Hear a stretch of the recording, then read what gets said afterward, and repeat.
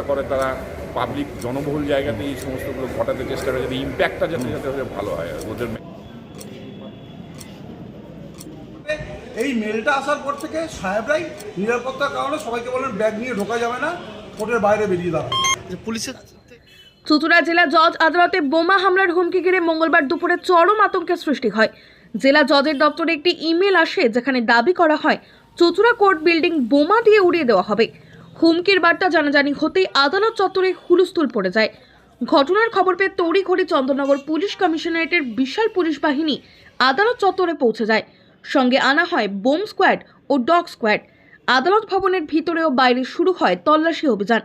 নিরাপত্তার স্বার্থে আদালতে প্রবেশের মুখে কড়া নজরদারি চালানো হয়। প্রত্যেককে মেটাল ডিটেক্টর দিয়ে পরীক্ষা করে তবেই ভিতরে ঢোকার অনুমতি দেওয়া হয়।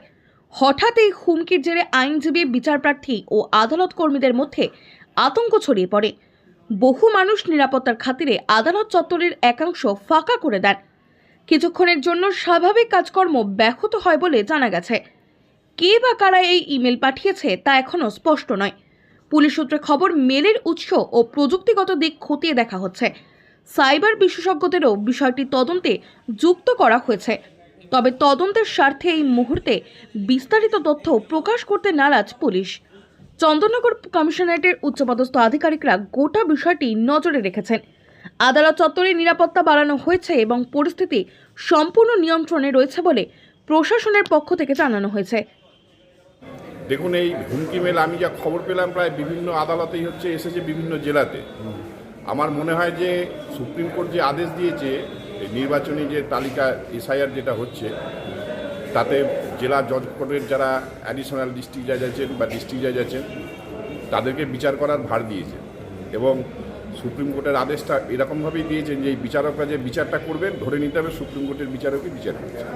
আমার মনে হয় এর জন্যই কোনো কারণে যাদের স্বার্থে আঘাত লাগতে পারে আর কি, এসআইআরের কারণে। পাওয়া গেছে না, এখনো অবধি কোনো কিছুই খুঁজে পাওয়া যায়নি। আমরা চাইছি একটা নিরাপত্তা যাতে সুনিশ্চিত করার। প্রত্যেকটা এখানে আমাদের কোর্টে যারা আসেন, কোর্টের লিটিগেন্ট পাবলিক থেকে শুরু করে কোর্টের যারা অ্যাডভোকেট আছেন, ক্লার্ক আছেন, কোর্টের কর্মচারীরা আছেন, বিচারকরা আছেন, সবাই যাতে একটা নিশ্চিত নিরাপত্তার মধ্যে নিরুদ্বেগে, শুধু নিরাপত্তা দিলে হয় না, নিরুদ্বেগেও যারা যাতে কাজটা করতে পারে সে বিষয়টা প্রশাসন। মানে এটার ফলে কি কোর্টে কোনো মামলার কাজে ব্যাহত হয়েছে বা?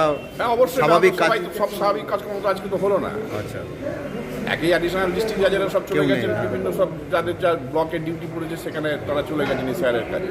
বাকি যারা ম্যাজিস্ট্রেট মিনিস্টার যারা ছিলেন সেই কোর্টগুলো তো কোনো কাজ হলো না দায়িত্ব নিয়ে।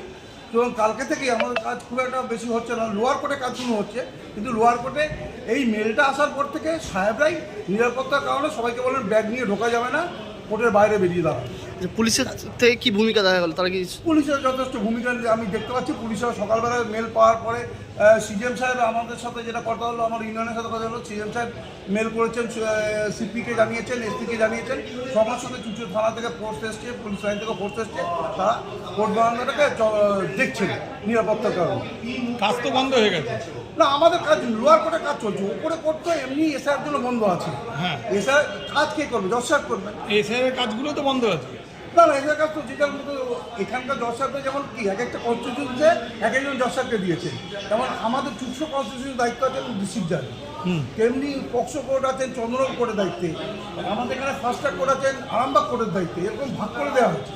চন্দ্রনগরে একজন আছে, থার্ড এরিয়াতে মনে হয় চন্দ্রনগরে। তাহলে এই যে হুমকি মেলটা পাঠিয়ে কাদের সুবিধা হবে বলে মনে হচ্ছে? আমার সেটা আমি বলতে পারবো না, সেই ব্যাপারে আমি কোনো কথা বলছি না। তবে যে যাই করুক না কেন, এটা উড়ো জিনিস, এটাকে আমরা গুরুত্ব দিচ্ছি না। আমরা যারা কোর্টে দীর্ঘদিন ধরে এসআইআর এর তো বিরোধিতা